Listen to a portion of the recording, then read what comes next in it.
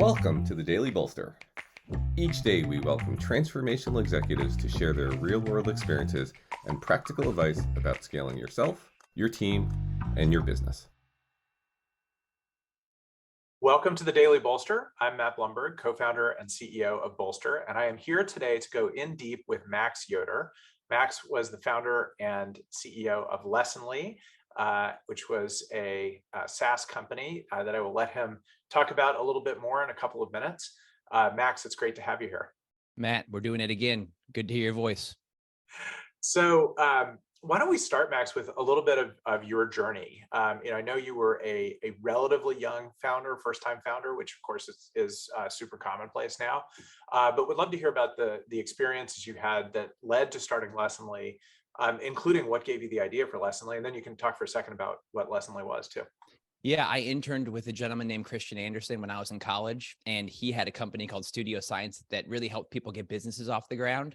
So I saw a ton of people coming into his office and pitching ideas, and he would help shape them. And I was like, hey, this is not the magic that I thought it was. In a really good way, right? Like, hey, this is just people working a process. Yeah. And so when I graduated, I worked for another person named Chris Baggett, who is one of the co-founders at ExactTarget. And two just great people to work with, right before I got out of college and then right when I am out of college. By the way, two great people to have in your early career. Yeah. I mean, and then mentors my whole existence, after that. So just what a gift.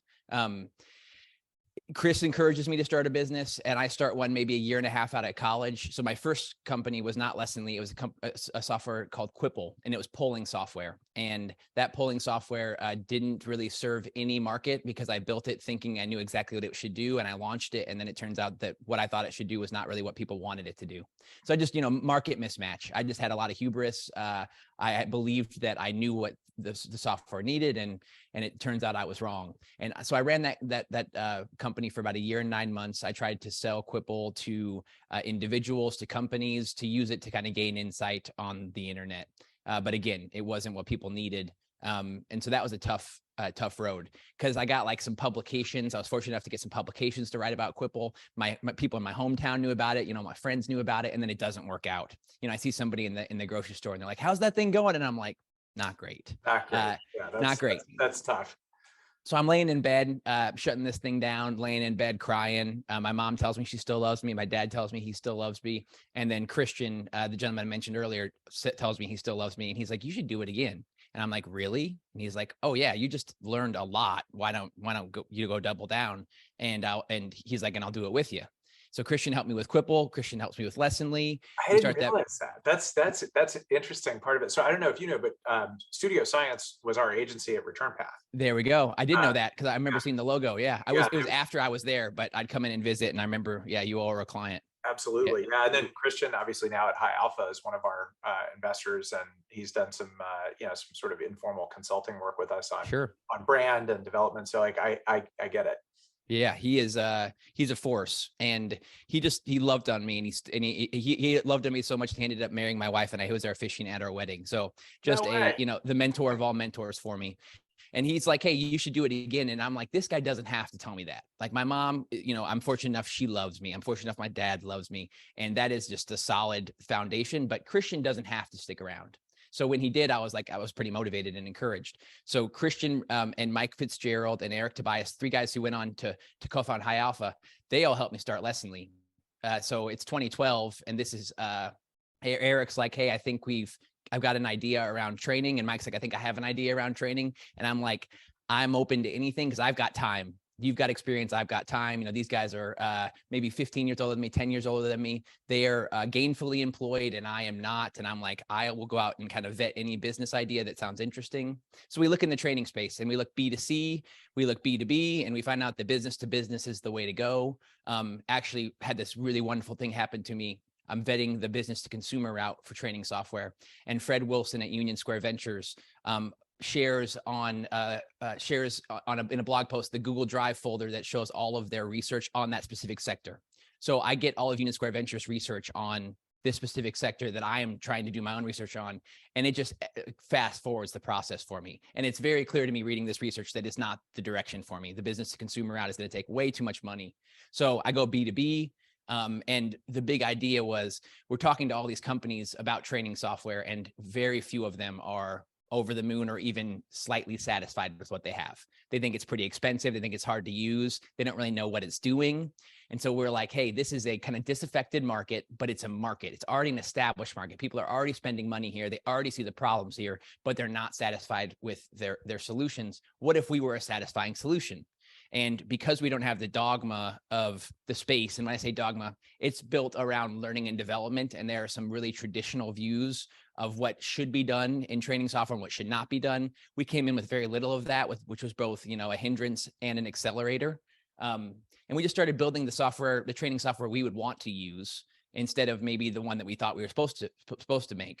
And one customer at a time, until we had about, I think, 1,100 when Seismic, which was the best and biggest partner that we had, go-to-market partner that we had, acquired us in 2021.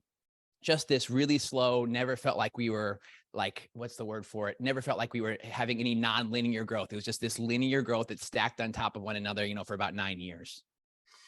Yeah, I mean, look, I think that's the way that most successful B2B companies, B2B SaaS companies in particular, grow. Like, Okay. it's hard to be a hockey stick when you're in the SaaS business. I'm not sure I would have been able to do it, Matt, if it would have been hockey stick. I think I would have lost my mind, Look, I think even Salesforce.com and, its first few years, it was one brick at a time, one customer at a time. Mm-hmm. Yeah, so we did that in training, and it was quite the ride. Yeah, and at the end, you were how big? In 300 employees, about 30 million in revenue, about 1,100 customers. That's amazing. I'd love to dig in a little bit on sort of you as a leader. And so you were not a first-time founder, which I had forgotten about, but good. Quipple didn't last very, very long. No. It was really I didn't have any teammates on Quipple. So this was my first time actually growing a team with recently. And so second time-ish founder, relatively early career, right? It's not like you had seen 3 journeys at other places. I would love to hear a little bit about sort of how you thought about growing your own career and scaling yourself as a leader while you scaled the company. So a lot of founders don't make it to the finish line. A lot of founders get it started, they get it going, they find out that they're kind of flamed out or they're not up for the task of managing a business as much as starting a business, but you were there all the way to the end. So we'd love to hear a little bit about sort of how you thought about growing your career, scaling yourself, what things worked, what things didn't work. Sure. Career is such an interesting thing for me because of my route. I was 23 when I started Lessonly. And so I was like the CEO until, I was like 32 or 33. So career kind of trajectory and things was not something that was really on my mind, which kind of is an alienating thing because it's such a common thing to be thinking about, right? Which is career. I had to grow myself in my job, but I wasn't really thinking about like, what is my career trajectory? Because I was always going to be the CEO if this thing was working out. I always knew I wasn't going to be the guy who could take it the distance, like go on IPO. If Seismic wasn't going to come along and partner up with us in a big way like they did in 2021 and buy the business, I don't think I was going to be able to go that much longer, Matt. I was getting to my headroom of just like 300 people is a lot. It's a lot. And I'm overwhelmed at a regular basis and I don't want to be anymore. We can debate that some other time of whether you could have gotten to 600 or 900 or 1200, because I think you could have. I appreciate that. But you have to do things differently. Sure. And so that's sort of the question of like from 0 to 300, you have to do things differently a few different times along the way. What was that like? Okay, thank you. Yeah, thanks for that. So that rephrase, I like doing things different along the way. Well, in the early days, kind of being a player coach was really fun for me. And then I was the first person in the company who got to just be a coach, who got to kind of only coaching. And that was probably, it sticks out in my head as one of the most difficult shifts for me, going from having this to-do list where I get this energy from checking things off and I got the wind at my back as I check things off. Now the things I check off to-do list might've been, started in conversations 3 or 4 months ago. And I'm not really checking them off. I'm helping, guide, but I'm not really doing the activity. And that kind of left this dopamine deficiency for me. I was like, where do I get it? Where do I get that kind of that wind at my back? So I had to figure out a way to manufacture a bit of that as I did more strategic stuff, as I was more doing guidance. And the way I manufactured it was I started writing a note to the team each week. And it was a note that was very special to me about things that I cared about, that I thought we should be thinking about. Largely, it was a vulnerable note about something that I had learned the hard way that I maybe thought my teammates might benefit from. And that was my dopamine hit each week of I got that note done. And it was so fulfilling and so life-giving that it kind of, it allowed me to be present for all the stuff that didn't feel like a hit of dopamine because there was no real checkbox, just conversation after conversation after conversation. What I realized as we grew the business, though, was I really needed to level up around my, what I'll call emotional liberation. So there's this guy named Marshall Rosenberg. He passed away in 2015, but he was a psychiatrist and a guy who I just absolutely love and would love to sit down with for breakfast, but, unfortunately cannot. He talks about emotional slavery, which was something that I really struggle with, which is this idea of if somebody brings me a feeling or a judgment, I would carry it. And I would think that it was true and that it was my responsibility. So, somebody comes in and says, this place sucks, and that would hurt me. Or, this place is not run well, that would hurt me. Or let's see, they would come to me with a feeling, I'm really sad and I don't know what to do. I would carry all of that. And I didn't have distance, I didn't have this healthy detachment from it. So hard not to take it personally. Oh my gosh. It's so hard. And yet there are times where actually taking it personally is helpful. Mm-hmm. But you got to be able to figure out when it's helpful and when it's harmful. Amen. Because I can't just straight up detach, right? I can't detach from feedback. I can't detach from the emotions of my teammates, because part of that puts fuel. It's fuel for me, right? Part of that is why I'm there. I want to help other people, but I also can't carry it. And we got it to about 50 people, and it was just too many feelings, too many judgments. And I was like, what do I do? So I went to the opposite end of the spectrum and tried to detach completely. And say, like, I don't care about anybody's feelings or judgments, which did not work very long. I was like, we're going to hire an HR leader. They'll take care of it. But that was not fun for me at all, because I like to be near people. That's a part of why I wanted to do this. So I had to find this middle ground, which Marshall Rosenberg calls emotional liberation, which is where we can be present with people's pain. We can be present with their frustrations. We can be present with whatever they're bringing us, and not necessarily have to carry it. We can learn from it, hear it, but not bring it on as our own burden. And that was probably the most powerful accelerator for me, learning how to do that, because I could grow the business past 50 people at that point. Otherwise I was going to have to hide. And I think this happens to my suspicion is this happens to a lot of CEOs, and they don't get as lucky as I did. They don't have the support that I did. And they go and they kind of hide in the corner office, and they kind of have other people maybe do their bidding with all the emotions and all the feelings. And they kind of think the detachment makes them maybe wiser or something, but it detaches them from the emotional core of the business. And I don't know how to run a business and be detached from the emotional core of it. I think you're going to get a Frankenstein or something kind of ugly doing that. So I have a feeling go ahead. No, I think that's right. What's interesting is one of the talks that I do regularly is to either new independent board members or aspiring independent board members. Okay. And one of the things that I tell them about how to be a great board member is that they have to recognize that the problems aren't theirs to own. The problems aren't theirs to solve because they're on the board. So their job is to advise, to consult, to suggest, but they don't have to internalize everything. Okay. And what you're describing is like the next level down from that. So when you're the CEO, actually the problems of the business are yours. Yes. But the problems of the people are not yours. Right. And that is it was very difficult for me to learn. I was not raised that way. I was raised in an environment where somebody's in pain, help them, even if they're not asking for it, and I couldn't handle it anymore. So when learning about emotional liberation and then learning to practice it, I can be present for people now, and I can be present for people in a different way. And I was actually better at being helpful, because my whole job was just to remain calm. Be a calming force in front of them. Sometimes I didn't need to do anything other than that, right? It was just be like, I hear you. And learning that people are always bringing me their history. Like something is frustrating, a decision that we made, they think it's frustrating just because they think it's frustrating, but it's actually frustrating because it reminds them of their last job or reminds them of something their mom would do. And they might not know that, right? And they're just bringing me the full force of it. So just detaching a bit from that, being compassionate, being loving to them, but not caring. Whew, what a gift. And yeah, it was an accelerator for me in my personal and professional life. And did you get that from Marshall Rosenberg or from a coach or a mentor? Well, or I got it from a lot of people. Yeah. The idea from Marshall Rosenberg, like that's what I need. There it is. You know, there's the divine middle that I've been looking for. And then coaches and therapists. I mean, anybody who I could find, I would want to talk to them about this and get guidance from people. Let's talk more practically. How did you learn how to be a CEO? How did you learn how to be a CEO of a bigger company and a bigger company and a bigger company? Because there are things that are more on the emotional intelligence side, like what we just talked about, but you actually have to go out there every day and do the job. And the job of running a 300-person company is really different than the job of running a 3-person company. Yeah. Yeah. My wisdom for anybody would be partner with your best friend, Connor Burt, and have him be the operational genius and strategic genius of the business.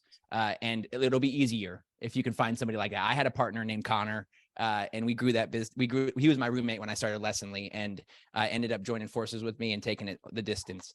And his operational and strategic savvy saved me, I think, from having to be the whole thing. Like the executive team in general was this ensemble around me that allowed me just to be strong in my strengths and not necessarily have to fix every weakness that I have. But I was able to, very early on in the business, have this executive team that I could trust and, verify every now and then, but generally just be like, hey, I trust you to do this job. You can come to me whenever you have a question, but I'm not gonna hover over you. I'm just going to tell you what to me is culturally really important. And it is this style of treating people. If you can treat people in this style, anything else, I really don't care how you get it done. Like so long as you're treating people with dignity and respect in these certain ways. So I'm not trying to dodge your question, Matt. I just don't have specifics of how I grew with it, other than I hired people around me who were just really, really, really good at doing the stuff that I did not know how to do. But that's the answer, right? Yeah, that's the answer. Yeah.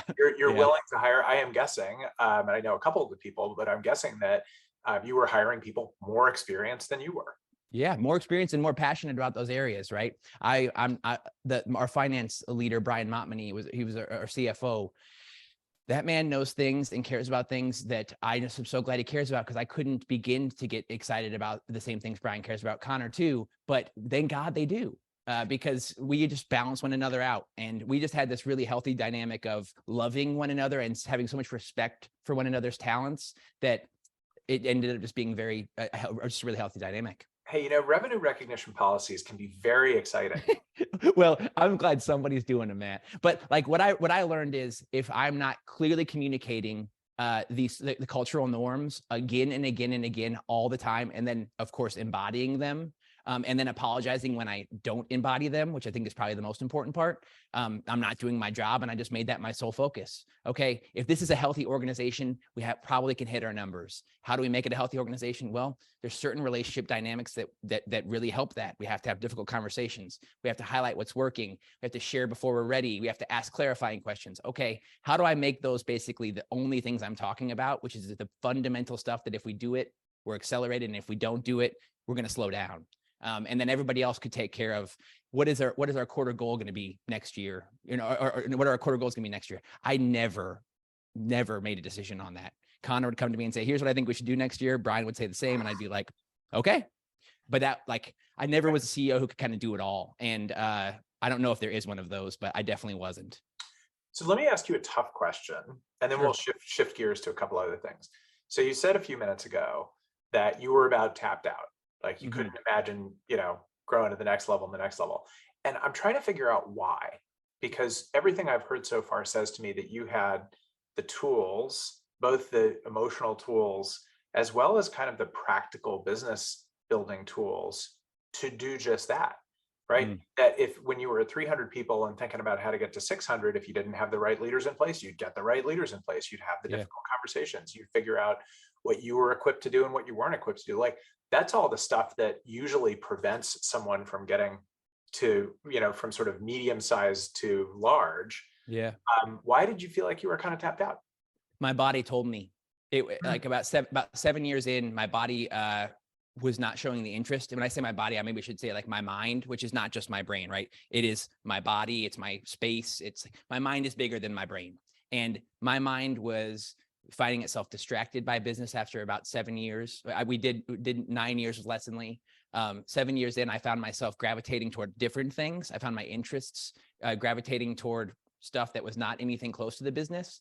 And I would just kind of realize, oh, I'm not naturally going back to the business. It's not something that I'm enjoying thinking about. I'm losing my love for it.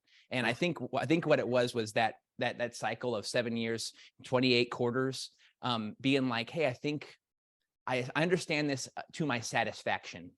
Not perfectly and not to the highest level and not in all the ways, but I understand it to my satisfaction. And there are other things in the world that I don't understand to my satisfaction, and that's where my body's going. And so I think it just said, hey, we feel like we've done it. We feel like we've done this. Yeah. And those quarters are they beat me down. You know, every quarter it's like, hey, great job. Do it again. Do it again. Everything goes back to zero. Forever. Yeah. There's never like, oh, but in 4 quarters more, then you can stop for a couple quarters. It's like, no, forever. And I just, I think I got overwhelmed by that, and my body decided it wanted to do other stuff, and I wanted to respect that. That's an incredible amount of self-awareness. I give you a lot of credit for that. Well, I appreciate that, man. I love this guy named Gabor Mate, Gabormate. He wrote this book called When the Body Says No, which had me aware of the signals. Like bodies we're constantly ignoring our minds and maybe our bodies and what they're saying, because we can just kind of think that it's in our frontal cortex, and whatever our frontal cortex says we need to do is what we really need to do. But our body might have different needs than our ego does. And he just helped me pay attention to cues. What might it feel like if the body is saying no? And my body was saying a lot of no's once I learned to listen to it. It's a good skill to have. Yeah, I'm very grateful. So let me shift gears a little bit. You're a really creative person. And I know one of the things that's a creative outlet for you is music. Yeah. I think, I don't know each other super well, but enough for me to know that you're one of the more kind of artistically creative CEOs that I've met in my career.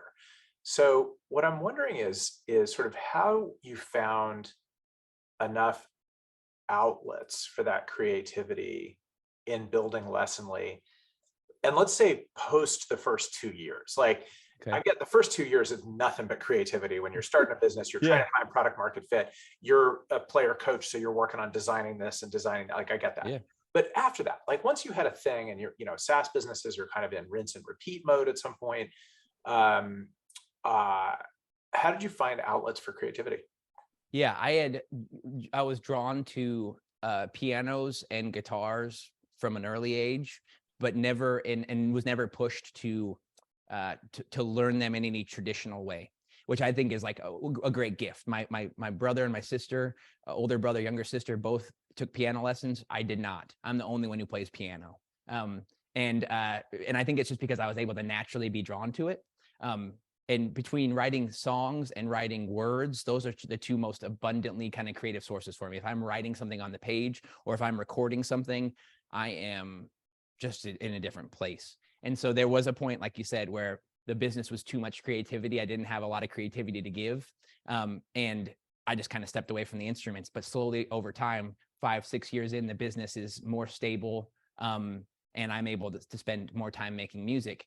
And what I find is it just, if my well-being is like a circle, business can only support my well-being in a certain slice. It's not the whole pie, right? It's just a certain slice. And there's other outlets that I need, like, physical outlets, and emotional and spiritual outlets. And the emotional and spiritual outlets came often from these creative things that I'd make something that was a reflection of myself or my experience, or just a reflection of the fact that I'm a human.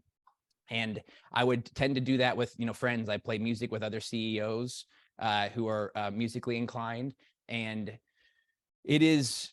I wish meetings were more like jamming, because I would do meetings all the dang time. But like what I just found was it was filling my body in a certain way. And it was something that I would learn something in music that I could then apply to work.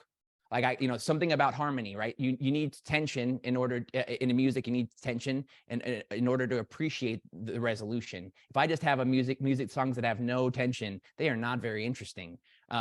And there's something I can make of that in the working world, right? The tension and release is this constant cadence I'm going to be going through at work. It's going to be tension. We're going to have these moments of it's all working. Then it's going to be tension again. And that is music. So I guess what I found was I like to play music and I like to write. And so I made space for those things in my workday. And I did not have I didn't really say this yet, but I would make time at 11 a.m. I'd make time at 10 a.m. to pick up the guitar or to write. And I would consider it my duty to the rest of the business for me to spend that time, because I knew I'd show up differently if I didn't, in a way that was not necessarily productive. So it's such an interesting answer to that question. Did you ever find yourself, and the answer may be no, because you figured out that you needed to blend that work into your day-to-day. Yeah. But did you ever find yourself either creating kind of chaos internally because you wanted to bring creativity to the business that didn't require creativity at that level anymore? Or did you find yourself trying to apply creativity to things that were sort of inherently less creative in the business? Or did you just say like, hey, I got to scratch that itch that comes with the guitar and it's happening at 10 in the morning? Yeah, I'd say that second. I resonated with both of those things. Like I sometimes do try to create stress in my life, and more when I was younger, just to feel alive. But I think more so I was looking for these, hey, there is art in the business world. There's a ton of art in the business world. The way that we engage is where I found the most art and creativity. How do I appreciate psychology. I appreciate spirituality. And I'm like, these things are in the business world, whether we pay attention to them or not. And it became very creatively rewarding for me to read books about things that I could then apply to work, or to do my own writing about, hey, what is the human dynamic? When relationships are working, what is happening? What is well-being? And that was very intellectually stimulating for me and creatively stimulating for me. I would find things in the business that aligned to things I already wanted to do. And I'd figure out, how can I make this useful to the business? I think that pays off, like, these things I'm motivated, intrinsically motivated to go do them. How do I make them pay off for the business? Generally, there's a way, because the business is people, and I'm interested in people. That's so interesting. And I'm guessing is part of the answer to my last question. So okay. Sorry if I'm not answering your questions. No. I'm not trying to avoid them. Not only you're answering questions, and you're leading me to the next one. So, okay. So one of the things I love about your story is that you started a nonprofit, sort of in the context of Lessonly. Yeah. And other companies have done that. We did that at Return Path with Path Forward.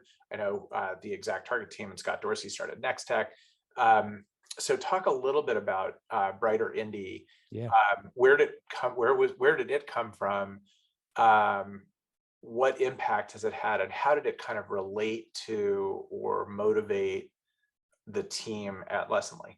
Yeah. When we started Brighter Indie, I think it was 2016 or 17. And the idea was net new revenues. We're generating new revenue every quarter. What if we take a % of net new revenues and give it to local nonprofits? People would come to us and say, hey, can you help out, a local nonprofit?